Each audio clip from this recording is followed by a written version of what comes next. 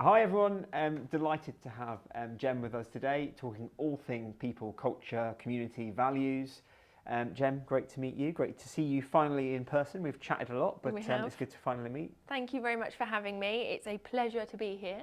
No worries. Talk us through your background, if that's all right, and Yeah, why you sure. set up Culturehood. Yeah. So my background, I don't want to say however many years I've been in people and culture, but I started life. 5? Yeah. 5, 10? I'm in the alpha generation. Yeah, of course. Similar. So I have worked with small to medium-sized businesses, mainly within the creative and tech in the past, and I have always been part of people, culture and community. When I was working for a small business, there was something about, I didn't know it was culture at the time, there was something that was, for me, really interested. I wanted to get to the heart of what made people really excited to go to work. What was it that motivated people? I was managing a team and I was really interested in understanding, well, if I really listen to you and I really understand you, I can actually motivate you to deliver on that. And I was just fascinated. And it wasn't until kind of time went on that I realized that that's employee engagement, that's creating positive employee experiences, that's culture, that's... So then I went to my CEO of the business that I was working for and said, oh, I reckon you need a function to look after your people and culture. We're a business that's 40 people, you need someone to own that. And I reckon I think I'm your person. So he went, all right then, off you go do your CIPD. So I did my CIPD, and whilst doing my CIPD, I then set up people, culture and community. And I guess then it's just manifested itself on from there. I became, I was HR manager at the time. As the business grew up to 100 people, I became Chief People Officer. And I then actually became Chief Operating Officer. Had 2 children, then decided that a pandemic hit. And I decided that I was then going to set up Culturehood, because I could see there was a huge opportunity for, well, there was a lot of small to medium-sized businesses who perhaps didn't have a very strong foundation, and suddenly all these people were going onto their digital islands, becoming disengaged, and I thought this is a great way for me to start talking to leaders to say, if you really start to focus on a people strategy, I can help you do that. So that's how it kind of rolled into Culturehood. And what's your typical role that you play with founders? What sort of stage founders are you supporting? Yeah, so it's a mixture. So I've supported businesses who have gone through Series A funding, and they were scaling pretty quick. They were 40 people when we first started. They went up to 100 pretty quick over the course of 6 to 9 months. So there was a whole piece that needed to be done there in terms of how are we going out to hire, what does our recruitment strategy look like, how are we onboarding, because if that wasn't set and that wasn't planned, then they're just going to get stuck. They're not going to be able to move forward and meet what they're looking to ideally achieve long term.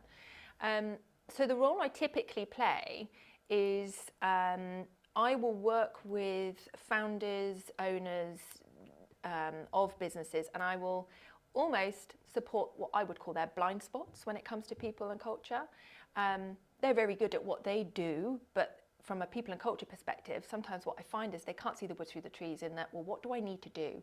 How do I attract people to this business? How do I ensure that they are motivated and they're retained? How do I keep my people costs low? So I will help them build out a people strategy and align business goals to people goals and make sure that the gap in between is minimal. You mentioned people, culture and community. Yeah. I've not heard the community Yeah. with that. Obviously we head of people and culture. Yeah. Obviously I agree the HR manager or HR director title does have an ops and a process stigma to it sometimes, whereas a startup or a scale up needs to have a longevity around the community and the culture at the core of the business. Yeah. So when did the community thing come to mind, and what does that mean alongside the other 2 bits? Yeah, so community to me is you are building a sense of community when it comes to your values and your behaviours. Yes, of course, that's linked to culture, of course. It's what keeps your culture, it's the glue that sticks it all together. But the community part is internally your community, that sense of belonging, that sense of inclusion internally with your employees. But I would also say that you have an external community as well. So that could be nurturing a pipeline of talent that are going to join your business. Yeah, sure. So people who are aspiring to work for your business means that you're going to reduce your time to recruit, your costs, and that you're going to get the quality as well. So I think there's that element that I can sometimes see that's missed is, what does the community look like internally? Yes, but also externally. How are we perceived externally? What's the experience of someone going through the recruitment process? What's the experience if someone has left that business? What culture champions have you got externally to your business? So, and also actually, just to add to that, is your clients and your customers, what impact are they having, or what impact is on them in terms of, if you've got happy employees, they're going to be happy with the customers, happy customers. Yeah. Do you know what I mean? We're So both fans of delivering happiness, aren't we? I love it. Love him. What a book that is. That, for me, and I know it might sound a little bit odd, but for me, when I read that book, it was, this is me, I want to do this job.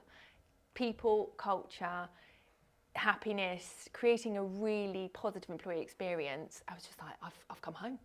For me, when I read that book, it just felt like a no-brainer. Yeah. That if you nail that, yeah, it's going to be enjoyable working there. It's going to be enjoyable, having customers, clients, suppliers, and actually holistically, it just all works. Doesn't it make sense? It does make sense. So people read that book if you haven't read the honestly, book. read that book. It's the pages are all worn. There's pencil marks all the way through. It's just, it's a really, really great book. It's a really good point. It's nicely written as well. It's a really good point on community externally. There's a few. Obviously, there's loads of startups that are actively hiring at the moment, but there's a bunch of brands out there that I think, from a community externally perspective, if you were looking, would be interested in that business by the content they're putting out, 100%. the way they're describing their benefits, the way they work. That employee value proposition is really key, and that's part of when I'm working with founders. I'll do an audit. So when I first start working with founders, I'll do what I call a discovery and design.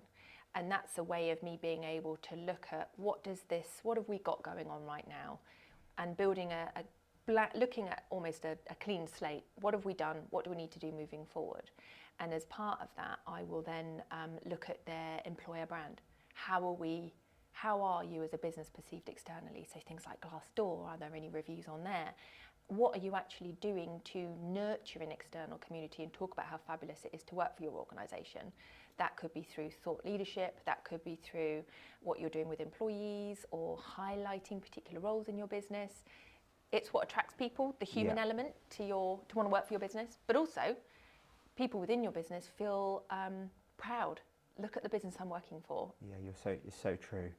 How would you? It's difficult to define, but if anyone can define it, then hopefully you can. Oh God. How would you define culture? Because oh my God, it's so $1 million difficult. question. I am yet to find a definition that I look at and think, oh, that's fabulous. I love that. There isn't a key definition, and I don't think we've really kind of defined really what it's. So I usually say to my clients and those that I'm speaking to is that culture is the glue. It's what attracts people and what retains people. It's the sticky part. Yeah. So I talk about sticky cultures. And what makes up that sticky culture is your values, having really clear values, and what the behaviours are. So it's kind of how we behave as a business and what our values are, and how that spreads internally amongst us in terms of our decision making and what we're doing.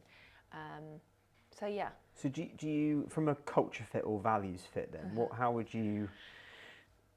Yeah, so it's interesting. I did a post recently around when recruiting, rather than looking for a culture fit assumes that we're going to recruit people who have been successful within this business. And so many times I hear, are they a culture fit? What does that mean? Are they a culture fit? You want them to be a culture add. 100%, a culture value add, definitely.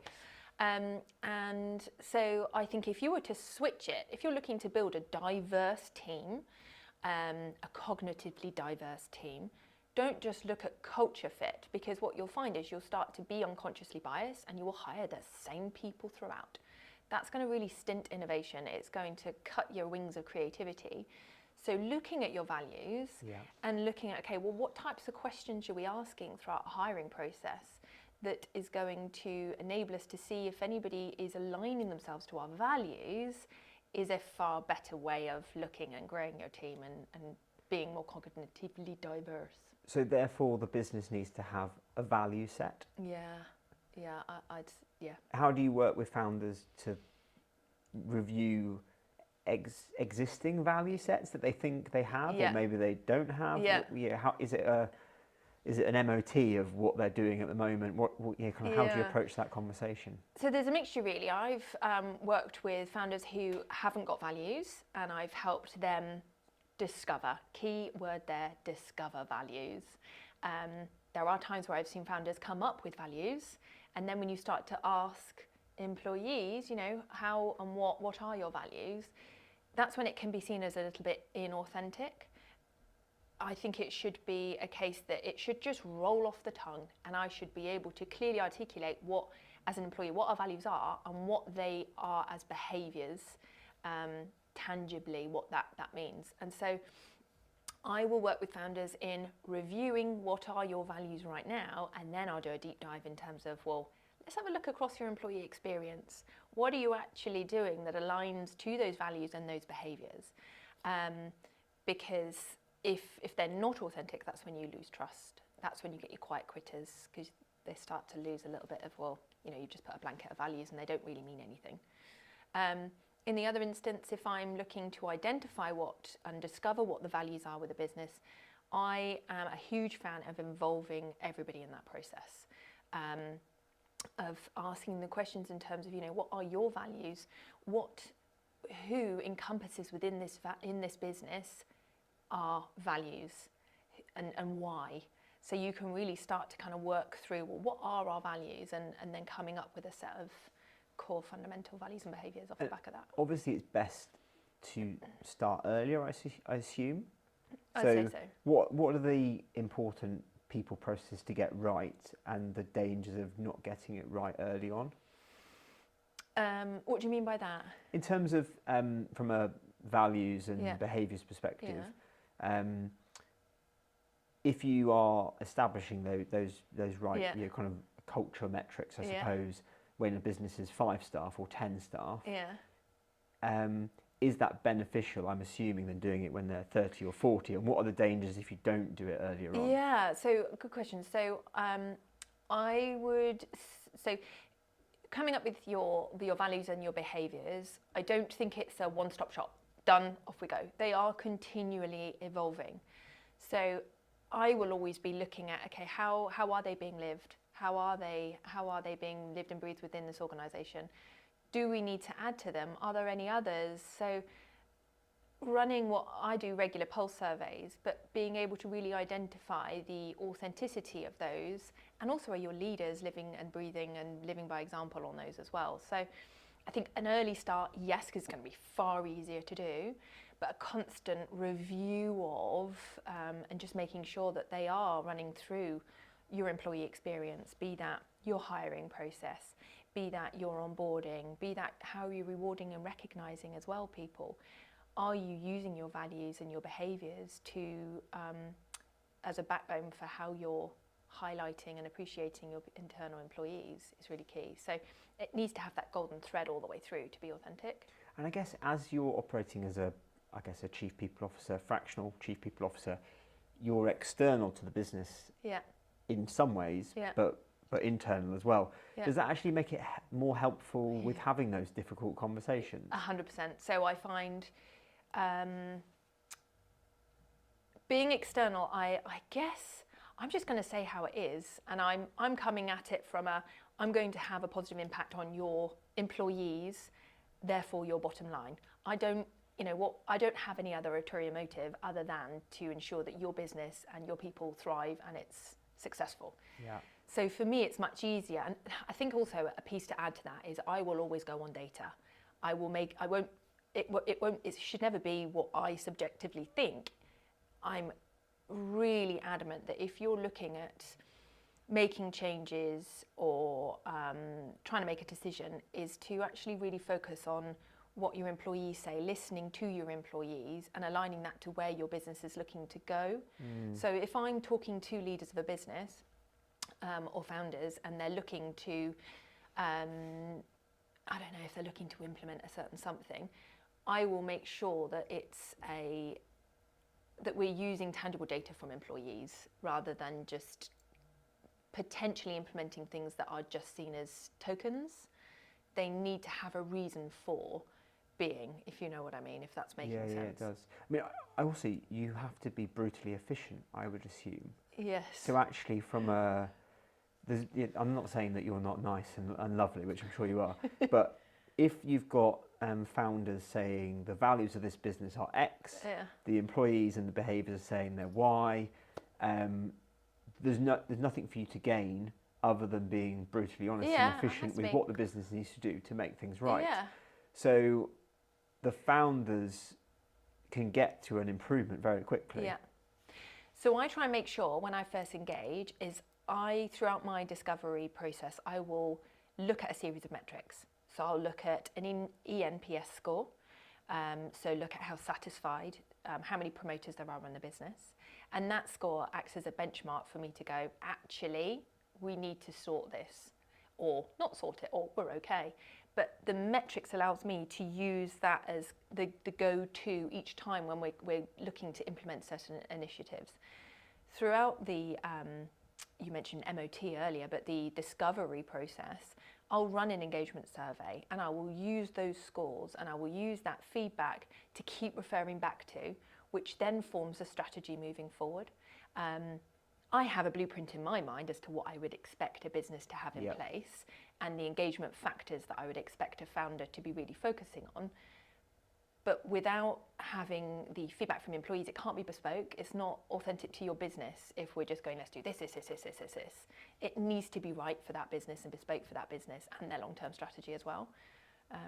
So yeah, I'll have to be brutally honest. And what sort of startups would benefit from a fractional or part-time chief people officer over a full-time resource? What do you mean, as in?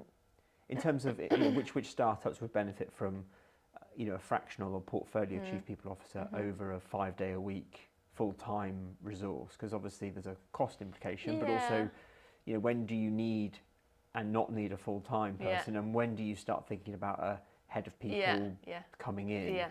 So what I find is a lot of founders will come to me and almost go, I don't know where to start. I haven't got a clue. I just know I need somebody to focus on people, because either I've got an element of disengagement, or I've got an element of I know I'm going to need to hire quickly and I don't know where to start. So I think the advantages of using a fractional chief people officer like myself is that I will set the plan, and I will then, with most of my clients, say, right, okay, longer term, what we're going to need to do is get somebody in as a head of people or as a people manager or coordinator to coach them. And we will build a team internally in and around what our longer term aims are. But also I will help really be clear as to, well, what does that role look like? What are the core competencies? Because chief people officer competencies will be very different depending on the type of business and also what that type of business's aims are as well. So if they're looking to hire, you might need somebody who's a little bit more focused on employer branding or talent acquisition, or it might be more HR centric. Do you know what I mean? Yeah. I think it really depends. And if you really understand that business and you really understand what the needs are and what the focus is, I will then work with that business to form that team. But the great thing about having the likes of myself is that it's that strategic top level thinking at a fraction of the price, basically, rather than having a full-time person. But also it sounds like you can then leave a legacy behind that means there's touch points with you that are less regular, but then you've identified the right HR leader, people leader, culture leader that they need. So, and I think also, just to add to that, because I have worked with so many scale-up businesses, I've kind of been there, done that, and I know what the pitfalls are and what, having learnt from experiences, what challenges I can almost second guess what's going to happen. So therefore, let's minimise that and make sure that we do this, which is an added value, I guess, of using a fractional CPO. Yeah, and I've seen obviously lots of your content over the last few weeks and months of different topic areas. Is there anything at the moment that you're particularly seeing in the market that is a challenge or a problem for startups and scale-ups that they're trying or you're trying to support them with? So I'd say one of the biggest things at the moment is communication. So I have a culture canvas, and the culture canvas for me has a series of building blocks. And in order for those building blocks to be strong enough to hold a team, those building blocks need to make sure that they're all happening so there's no cracks and it doesn't fall. So building a really strong foundation are what I would call the engagement factors. And that would include things like well-being, what is the well-being like within this business, reward and recognition, how are we rewarding and appreciating our team, what's our mission, vision, purpose, what's our communication look like, how diverse and inclusive are we being. So there's many different parts of this culture canvas that I have when it comes to employee engagement. What I do find is that communication, as you're scaling, you go from being a business which is maybe, 10 people up to 30, 40 people. Sometimes that gets forgotten and you have to change the way in which you're communicating because you've got a larger organisation of people and structure and different reporting lines. Sometimes things can get lost without really knowing, but also the listening part is missed. You've got the iceberg of ignorance. Just says talk us through that because I found that fascinating. Yeah, so you've got an iceberg and the whole point around that, and I'm trying to remember the percentage, and I want to say it's I can't remember the blooming percentage, and I should have made sure that I had it on the tip of my tongue. But the theory is that you've got an iceberg. Top of the water, you have the peak, which is very small. This small peak. Under the water, your iceberg is massive. And what it's basically saying is that your leaders only know a small fraction of some of the challenges and the not problems, but the opportunities for improvement required. They're not on the front line, they're not in the trenches. So as you start to build your team, there's lots and lots of things that are happening that you as a leader aren't able to see because you are so busy, or you don't have the tools and solutions in place to be listening. And that's when you start to get your quiet quitters, because they start to lose their motivation. Leadership's not listening to me. We've got all these things that are ongoing, and we're not dealing with these things. And a big part of how I work with founders is I say, now we've really got to turn and start listening.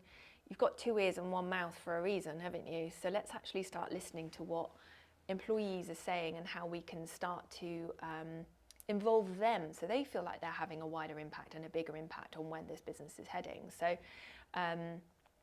I just think communication as you're scaling is fundamental, and also from a change perspective communication is huge.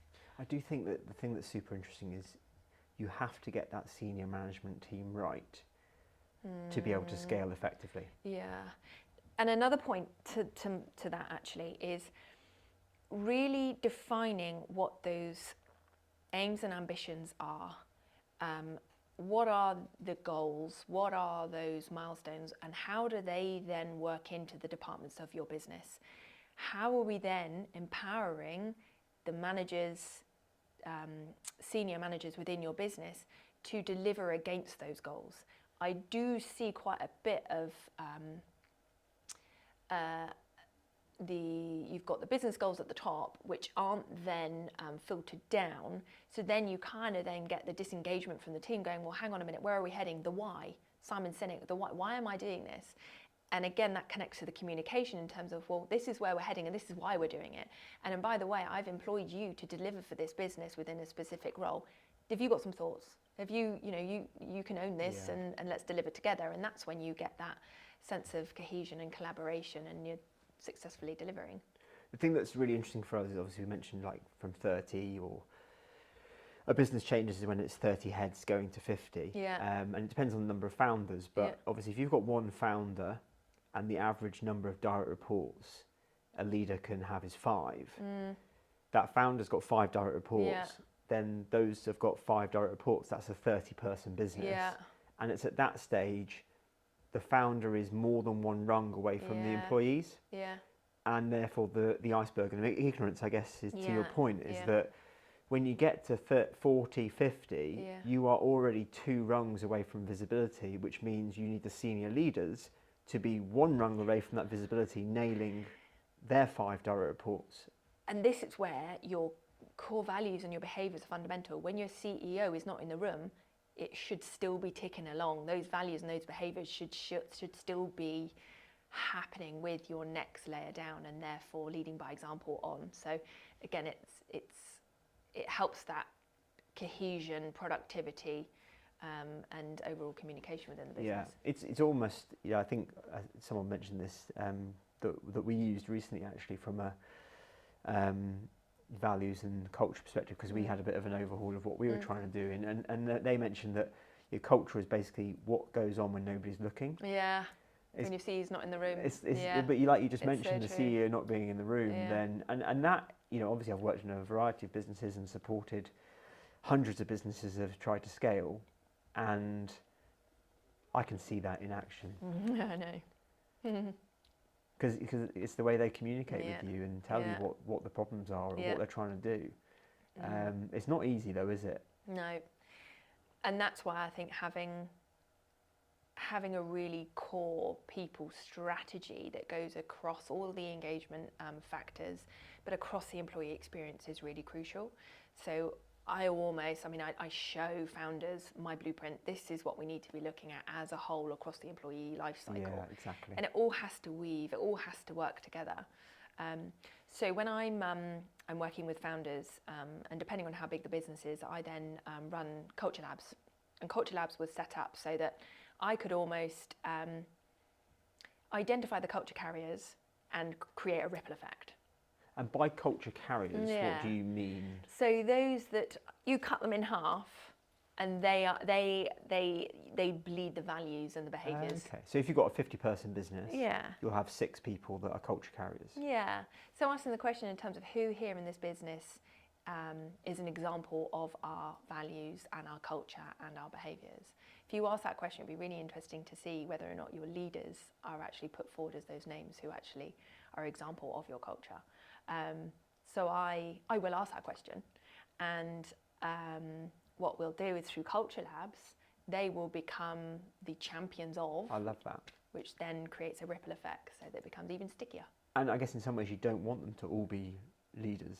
You want them across all different types of functional areas, all different levels. And then what you're doing is you're really nurturing that sense of belonging and inclusion and transparency, all that lovely stuff that hooks somebody into a role so that they stay long term. In the hybrid or fully remote world, obviously we've been doing that for a while now. What are your thoughts around the types of meetings that should happen in businesses? Oh, that's a good question. One that I've not told you I was going to ask. No, that's like totally out of the blue. But so I think I know what you mean by this. And I would call them anchor points. Yeah. Which are fundamental. So I would suggest that, funnily enough, I'm working with a client on one of these at the moment. So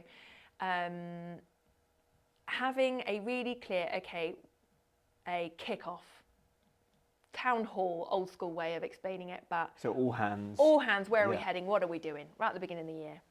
Quarterly, I've called them Fuck It Fridays. Yeah. I've called them, what have they also been called? Quarterly Bangers, where we all come together. It's not just the leaders of the business, but it's the functions coming together to say, this is where we're tracking with our goals that actually we have been empowered to deliver against. And these are some highlights, these are some challenges. Again, it's really fostering that transparency within the business. So I'd say that quarterly. Now, I slot in just before that, in that I'll make sure I do quarterly pulse surveys. So I'll be looking at the ENPS, I'll be looking at feedback from employees and how we're tracking with our people strategy and how we're doing, and if there's any opportunities for improvement. I will then make sure that that's then pushed into the quarterly review. So yeah, as I say, you've got your annual, your 6 monthly, but then you've also got your quarterly kind of check-ins. And I think it really depends how you look at it, because you could then also say, yes, you've got your face-to-face, but then, and also depends on how big the business is, but you've got these little bits in between. So I really encourage Teams, Slack, because I think they're absolutely brilliant. It's where people can feel like they're bringing themselves a little bit more to the workplace, and you're building relationships, and having things like monthly newsletters that get put through the likes of Teams or Slack as just a general update from the business. That one voice from the business in terms of what's going on just keeps people in the know. It means that they feel they're a little bit more valued. There's that sense of I'm part of a wider community, and I see what's going on across the business. And that again can become a cornerstone of information for employees that ensures that people feel engaged.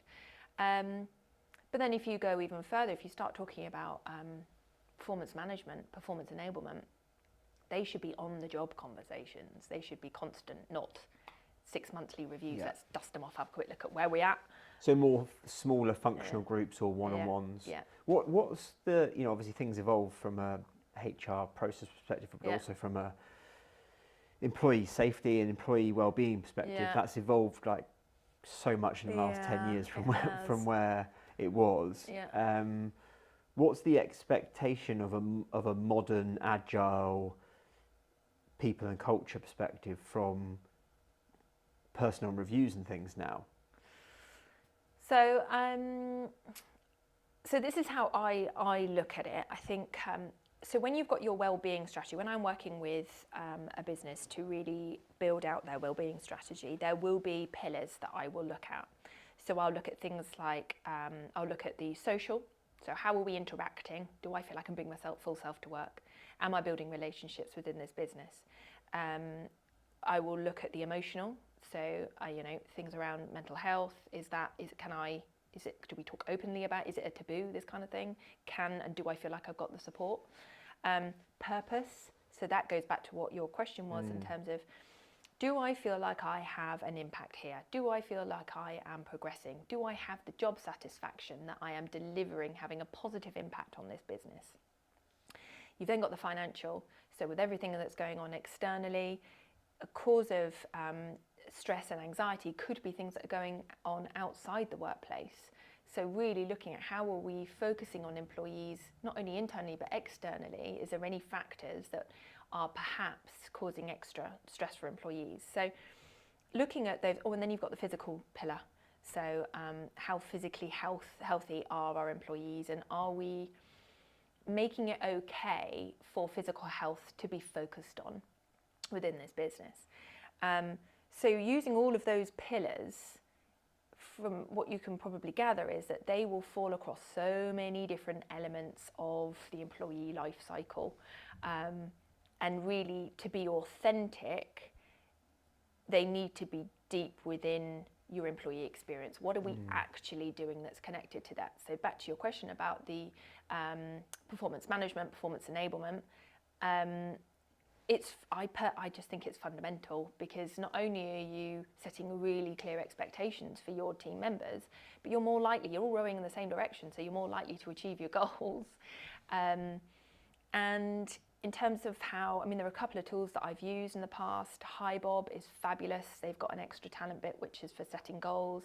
And also Lattice. Love Lattice. It's fabulous. It's probably for a larger organisation. Yeah, they're fab. They're amazing. But they're online platforms that will help enable managers to set clear goals. It ensures a business really sets clear expectations, competency frameworks, and all that lovely stuff. And they really foster an on-the-job conversation, which I'm a huge fan of, in that it shouldn't just be a set at the beginning of the year, review half yearly, and then dust them off at the end of the year, and then I'm an employee, I'm sat there going, what the heck? Whoa, go on quick, let me quickly rush through those. So it's really helping ensure that goals are that are delivered, and that it's an on-the-job constant flow, not separate to that of what I'm actually delivering. Does that make sense? Yeah. And obviously there's founders out there at the moment that are hiring people in their team that are 20 or 30 years younger than them, and the world has changed dramatically in that time from a workforce perspective and the expectations, and they're obviously doing many things better than we ever did, similar age. But how can founders understand what the business should be doing from a behaviours or benefits perspective to help people from a mental and a physical health perspective? Because they didn't have that themselves as they've been working through businesses before. Yeah, I mean, where do I start? It's a big question. So the first thing that springs to mind is listening. And I talked about earlier about being bespoke and really understanding your people and what their motivations are, and then forming I don't want to say a benefit strategy, because yes, of course, well-being falls into your benefit strategy, but it's more about that well-being strategy. What is it that we can provide as a full suite? I talked about the pillars earlier, but I would see a benefit being, okay, well, how are we actually providing learning opportunities for our employees? How are they given the opportunity to go out and give back externally to the community? Are we providing volunteering days? What are we doing from a diversity and inclusion perspective? And do people feel psychologically safe? I mean, I'm talking about psychological safety, and we could do a whole session on psychological safety. We could be here all day talking about it. But it's not kind of a ticking box benefit. Let's make sure we've got certain things in place. It goes wider. And do I feel that I can come up with an idea, back to psychological safety, do I feel like I can come up with an idea and give my opinion without there being a backlash? That all falls part of mental health, health and well-being, the full well-being strategy. But I think back to your initial question, it's asking the question to your employees and really looking at what they have to say, what's important to them, and where do they feel the business could be doing better. But I also thinking about it, what I tend to do is I will present to a team what is well-being, what is a well-being strategy, because I sometimes think, without really knowing what a well-being strategy is and what makes that up, you wouldn't know necessarily what to say. So I think understanding the what and why, and then going out to the business and asking questions in terms of how are we doing, what things do we need to be implementing longer term to ensure that we are creating a really positive experience for everybody, is fundamental to that. I think the listening piece is massive, isn't it? Because you want to be able to give back to employees the things that are important to them, which enables them to deliver brilliant work and be a value add. And for some people that will be having every Thursday afternoon an early finish so they can do the pickup from nursery with their mum, because it's something that's a real connection piece. Some it will be doing a spinning session every Tuesday and Friday, and it's trying to give back to employees so there's longevity, commitment, enjoyment, but in a fair and proportionate way, so that everybody feels there's a balance. And obviously there's individuals in businesses that will take more than others, and it's very difficult to kind of understand all of those effects going on. And I don't know if there's necessarily a right answer here. No, and it is ever evolving. It's making sure that it goes back to, I feel like I've been a bit of a stuck record talking about communication, but it goes back to keeping your finger on the pulse and really hearing what's going on within your business. But that's where you get the discretionary effort, is I feel a sense of I want to go above and beyond because I want to, not because I've been asked to. Yeah. I really fundamentally believe in this, in the leaders, and I want to succeed with this business. And you get that from ensuring that there is a positive employee experience, and that you've been listening, and that you feel like you are valued.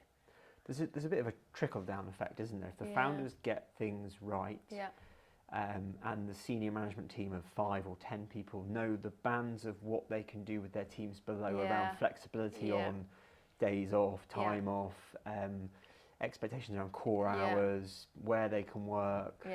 And you've got senior managers that have got core fluctuations of benefits or kind of flexibility and salaries, then they can manage their team particularly well, as long as everybody's on the same playing field. And I think being proactive in that, and I suppose you could link that back to workforce planning, making sure that you're really clear at the outset in terms of what are we building here, what type of talent are we going after, what are our gaps right now, what learning opportunities are there moving forward, and having that more strategic, proactive plan rather than reactive can help ensure that you've got all the other building blocks that form part of a really positive experience, right?